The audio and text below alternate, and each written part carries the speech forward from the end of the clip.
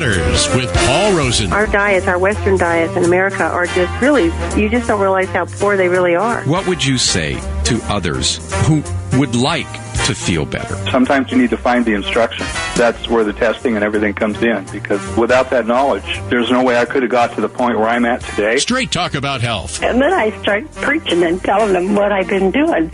And this guy named Paul Rosen has changed my life. With your host, Paul Rosen. By the way, the information contained in this program is not approved by the FDA, nor intended to treat, diagnose, or claim to cure any medical condition or disease as defined by Western medicine. However, skilled practitioners of many disciplines have found nutrition response testing to be a highly reliable supportive technology for assessing the health and fitness of the body's functional system. Infertility, immune problems, accelerated aging, faulty insulin regulation, and changes in major organs. That sounds like a picnic, doesn't it, Paul? What is that your to-do list? Well, those are things that could happen to you as a result of consuming a particular food. No, those aren't things I plan to do in the near future. Not if I can help it, but you never know. Right. There may be a change in circumstance. It's one of our topics of discussion this morning on Health Matters. Paul Rosen, you look hale and hearty this morning, and so do I. I must say, I had a cold the past week, and today I feel better than I have in quite some time. I have to say I am very pleased about. Well, we should have an energetic show this morning because we're both ready for it. So we have this thing going on with all these things that can go wrong with your body. What are we talking about when we're discussing the type of food that could cause all these issues I mentioned at the top of the hour? Well, let's genetically modified foods. This topic is a hot topic in so many ways, and there's so much mis and disinformation that it's difficult to distill it down, even in the length of time that we have on the show. But we're going to try to hit some salient points, hit some high points, and just to kind of encourage people to think about whether or not they want to consume them. So you asked me a question. The types of foods currently that are that are in the pipeline, in the food pipeline, are corn, beet sugar, soy, canola, and cotton are the top 5. Did you say cotton? Yes. Cotton is a food stuff? Just don't eat it. Well, okay, that's fine. I'm wearing a cotton T-shirt T-shirt gnawing right now. on your shirt. I was going to say I wasn't going to, chew down to my Thor T-shirt. But what? Yeah. What? I mean, is cotton actually in food? Cotton itself is not in the food. No. Okay, No. So don't eat your cotton, folks. Yeah, but these are the crops. These are the crops that are at this point are heavily genetically modified, engineered. That's the difference. GMOs, genetically modified organism. GE is genetically engineered, whatever it happens to be.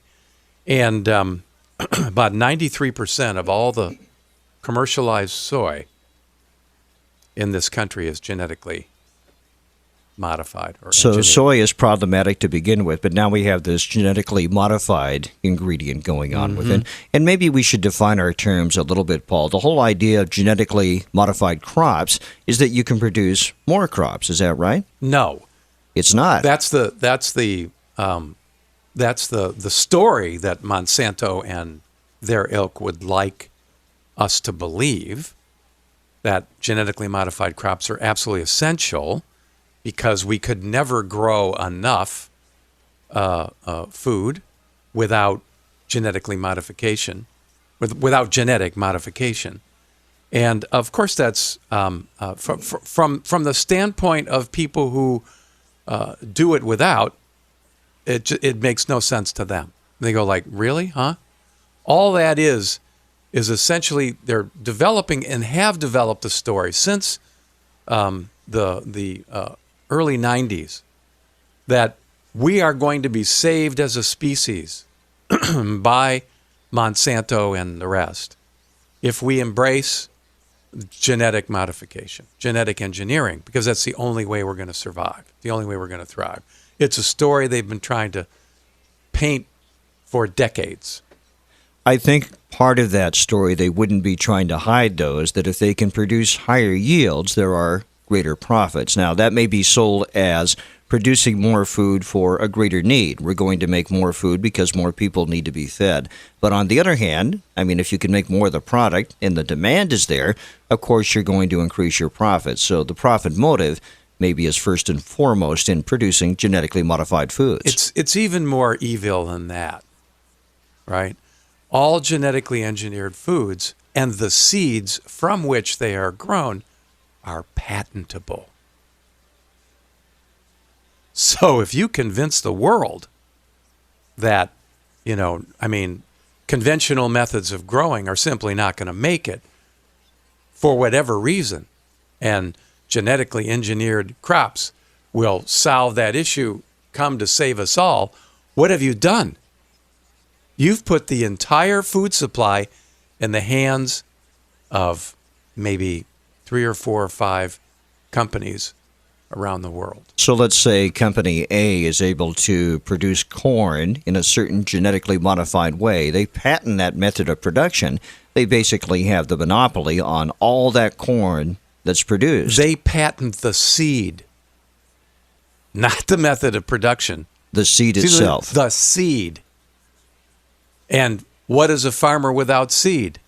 I'm guessing, too, in addition to that, Paul, that these methods and seeds continue to evolve. If you can create a better way of making more corn, for example, that's what you're going to do. So there are new patents probably going out all the time. I'm sure there's a whole story to be told about that. The bottom line for us as consumers is that we have a lot of this food entering the marketplace, which is genetically modified. And we've come to accept that, I think, to a large extent. It does become a matter in the news on occasion. It becomes an issue on the ballot on occasion. As you know, sometimes localities, states, municipalities will try to ban genetically modified foods. Yeah. And unfortunately, it's a locale by locale issue. And that's because long ago, the Food and Drug Administration basically gave Monsanto and their ilk a free pass. And they did it based on labeling genetically modified foods as genetically recognized as safe, or GRAS. And they did that based on the information that was supplied to them by who? I'm going to guess the government. No, the corporations. No, okay. Well, I was close. Yeah. They essentially made their ruling based on the evidence, on the so-called science that was provided by the corporation and corporations themselves, who are in business to make what? A profit. Right? Now, I love my fellow man and woman and have the highest degree of hope that they will behave responsibly, ethically, morally. But the bottom line is, when it comes to big bucks, morals can be stretched. Ethics can be elongated, right? Lines can be blurred. And unfortunately, that's exactly what's happened in this case. So, not only that, but the organization itself, the FDA, has been overly populated by the scientists and employees, and in some cases even the top employees from these companies, into the regulatory organizations. And that happened in a big way in the, at some point here in the not too distant past. There was a big push, both in California and in Washington, to label genetically modified foods. Turns out in California, there was a gentleman by the name of, his last name was Miller, who basically held himself out as a professor who was promoting, who called himself a specialist, right, in genetically modified engineering, and basically wrote material that was published in Forbes magazine and, all across the country, all across the nation. And it turns out he was just a shill for Monsanto, and that the material that he was essentially promoting was ghostwritten by them. Right? And Forbes actually, when they discovered this, they actually took off, they fired him and took off all the information off of their, promotional material because of it. This is just one instance of how the unfortunate story, mis and disinformation, was essentially built into the whole movement, and why at this point in time the genetic engineering, all of the molecular biologists and biology push is into making the story, right, a benign story for people, when research over an extended period of time now, because these genetically modified foods have been in the food supply for a while, are really beginning to show some serious health side effects. Minus labeling then, Paul. How do we know where to find genetically modified foods if we want to avoid them? If we accept the fact that maybe these things aren't so great for us, how do we know where to look for information as to whether or not the food we're purchasing is genetically modified? And I bring that up because if corn is among these genetically modified products, that's a very big deal, because corn is in so many foods, more foods than most of us even think of. Eat organic. It's just that simple. That's simple. That's simple. That's all you have to do. That's all you got to do. So just shop at your local store, shop at Whole Foods, wherever, and you can avoid. Fred's is really doing a good job with their organic choices, expanding their choices. New Seasons, Whole Foods, Trader Joe's has some. Chuck's and Wash. I mean, there's a lot there, and the farmers markets. Oh my gosh, we live in the Horn of Plenty here in the Northwest. We are so fortunate that we've got tons and tons of organic choices, and that is really, at the end of the day, the way to avoid this whole mess. Now, you may be convinced, if you're convinced that there's no difference between a genetically engineered ear of corn and an organic corn, probably what I have to say is just rolling off your back like water off a duck. Okay, fine. No problem. But if you're at all concerned, right, which I am, and I am because of the current research that is basically showing that experiments done on mice and rats are showing after the consumption of these genetically engineered foods, that they are becoming sterile, that they're showing kidney disease and liver disease and allergies of various sorts. I mean, the list is going on and on, because when all of this was put in motion, the FDA basically just accepted the information that they were given. And as it turns out, that information, as I said, was coming directly from the corporations. And the studies were a very short, very short time, only 60 to 90 days. Well, now we've had, some years of consumption of this stuff, and now we're starting to see some of the complications. And to be fair, some of that research on animals showing those negative side effects from GMOs, some of that research was government research conducted by the FDA, no less. So there must be some push and pull within that organization on this issue. There were, and unfortunately, the FDA completely ignored. They were saying that it was a consensus, an overall consensus of the field, the people in the field, that genetically engineered foods were safe. And yet they completely ignored a number of their own scientists doing the research in the FDA, which were not necessarily associated with the corporations, saying, whoa, Nelly, we better look at this over an extended period of time before we allow these foods into the general food supply. They were all shut down. They were all shut down. Now, you'll sometimes hear GMOs referred to as Frankenfoods, which itself is kind of a scare tactic, but it indicates to me that there is awareness among the public that GMOs might be bad for you.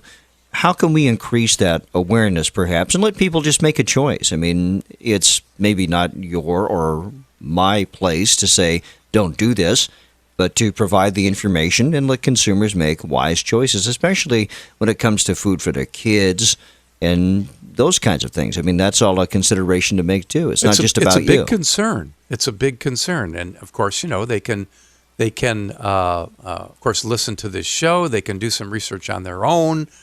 They can simply demand from their representatives, do it by voting, do it by making a telephone call, do it by attending, some workshops, do some research on your own.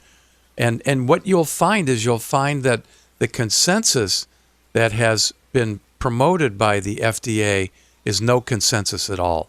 There are a huge number of scientists, not just healthcare practitioners or farmers or others. The one area that we really haven't addressed yet is that genetically engineered foods need, billions and billions of pounds of herbicides in order to flourish. Billions of pounds of herbicides, both dumped on the product, pre-harvest and post-harvest, all of which are essentially destroying our water supply and the soil itself and the air supply and producing all of these pesticides and herbicides. Billions and billions and billions of pounds. So we have a whole bunch of issues related to that. The first of which is the impact on the environment, not only the soil and the water supply, but wildlife. Birds and other animals nearby are feeling the impact from this. And then you have all these herbicides out there affecting perhaps other crops, which they were never intended to, have an impact on. Suddenly you have this stuff in the air and the soil, and they are infecting other food. So the question becomes, really, is this really efficient? Is this really effective? Is this method of producing food, right, when you take into account all the risks versus the benefits? And long term, what you can see is the destruction of the very earth that we depend on, especially our water supply. Some of the predictions for the availability of clean, fresh water for people will just horrify you, right? Will horrify you. And so it's very important that people wake up and start to realize, push your representatives and your senators, push the local governments to begin to help warn the folks about the pending complications of consuming this. These people aren't stopping, right now. They're not stopping, and they're right now they're developing genetically engineering a situation where cows will actually produce breast milk similar to human beings. That's just how scary it is. That's just far out. That's science fiction there. That's what they're into, man. That's what they're into. Well, technology tends to leap out ahead of what we can imagine. So if that's going on, I'm sure there are many other things happening with genetically modified foods, which we can barely imagine ourselves at this point. And the bottom line is even the production of these things due to the impact on the environment is necessarily negative. And then we have to worry about the health impact of consuming these foods. Yeah, all the things that we're talking about, right? The negative impacts on the environment are absolutely not at all a factor when you're eating organic foods and the raising of organic foods. Not at all a factor whatsoever. Be aware of that GMOs may contribute to that in our diets, putting more herbicides and pesticides into the water and soil. Therefore, even foods which may not be manufactured as GMOs may be absorbing this stuff in the production of those foods. So inevitably at our grocery stores, we're getting these other foodstuffs which have been infected or contaminated, if you will, with these very unhealthy things. Yeah, I mean, even if you just go to the web and just type in glyphosate, Glyphosate, and which I have done here, and there's a question that says, is glyphosate harmful to humans? It is an herbicide after all. The whole point of glyphosate, G for short in this post, is to kill unwanted plants. Like all chemicals, including water and salt, G is going to be toxic to animals, including humans, at some dose. Compared to other herbicides, though, glyphosate is a pretty safe option for killing weeds. I mean, think about that. And by the way, it doesn't kill you after the first exposure. We don't know really how many exposures it takes to compromise your health. But having said that, we don't really know, but we therefore come to the conclusion that it's safer than some others. By the way, there is international awareness of this issue. 28 countries in the European Union, in addition to Japan, Australia, Brazil, Russia, and others, do have laws in place requiring the labeling of genetically modified foods. And there are many, there are countries in Europe that prevent the use of genetically engineered foods. Entirely. So it's not just a matter of saying, hey, this is genetically modified. You can't do it at all. Anti or non-anti? Again, I want folks to think about this, right? Think about the fact that when you make a decision, hopefully you're making that decision based on good information, hopefully unbiased information, hopefully well-researched information. Hopefully the risk-benefit analysis is done to some degree before you decide to take a step. That's what this whole discussion, presentation, however you want to characterize it, is. Well, I think I'm just saying, think about it, right? What are the benefits versus the risks, and do the benefits really make sense, right? Overall, big picture, long term, do they make sense? If you've devised a way, let's just say, let's accept, and I'm not saying it's true, but I'm saying let's just accept for argument's sake that genetically engineered food is going to save the world, right? It's going to make enough food for everybody for a long, long time. Right? But the risk of doing so is destroying the water supply of the planet. Right?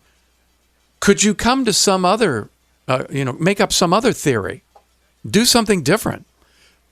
Right? I mean, when I speak to organic farmers, people who actually embrace the farming methods of yore, who tell me that they can grow plenty of food, no problem. Right, without endangering the water supply. It makes me think, right? I go, well, I don't do the growing. I'm not the farming. This is a farmer. Oh, I guess that's just anecdotal, and therefore we should ignore it? I don't think so. So I'm just saying, think about it, right? Think about it. And the other thing is it's very clear that now, over time, having studied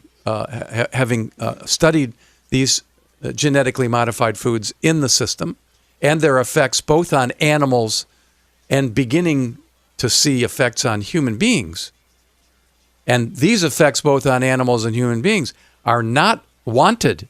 They're not something that you'd be very happy to experience, right? Because now we've got some longer-term studies from some scientists and researchers that are not connected in any way to the corporate, corporate structure, right? Now what? Now where do you come? Especially because there's an alternative, right? You don't even have to, you can say to yourself, well, I don't know, right? There's different stories here. I don't really know whether it's safe or it's unsafe. It's not clear to me. Some people say it is, some people say it isn't, right? But if I choose to eat organic, I don't really have to think about it. Oh my gosh. A win-win. Win-win. I also think it's wise to be careful about your sources of information. For example, this information I found about some saying GMOs are good for us in general because they use less fuel in the production. But that's not an argument to say with respect to your health. No, it's not. But it's an argument in favor of. And in fact, you've hit the point right there, Paul. It's like somebody calls you into the office one day and says, well, we found out you've been embezzling money from the company. What do you have to say for yourself? And the person replies by saying, well, you parked in my parking spot the other day, and you're not supposed to do that. In other words, it's a complete deflection, really, from that sounds the main like a politician right there. I think it sounds like the kind of argument you hear, I think, all too often in our hyper-caffeinated world is that, which is the non-argument. It's a deflection. Yeah. It's moving the issue on to a place where it doesn't really belong. And I tell you what, it may actually be true. Maybe they do use less fuel than they would have in the production, or that they use in the production of GMOs than they would have producing food in the old-fashioned way, whatever that was. But it doesn't matter because all these other things are the main issue, which is the effect on our health. That's a major issue right there. And the effect on the environment from these herbicides. Well, we know that trillions of dollars are going into healthcare, right? Constantly. And if, in fact, genetically modified foods are increasing the functional maladies of human beings requiring, long-term care, where's the efficiency? How do you balance the efficiency in terms of fuel use versus the inefficiency of creating more disease and functional illness? Shocking. One more note, you can get a free chapter of Paul Rosen's book, The Missing Piece. Just go to his website, acunatural.com, acunatural.com, and fill out the dialog box that pops up. Rest assured, no information you provide will ever be shared with anyone else. So, what are you waiting for? Get going on your personal road to wellness today.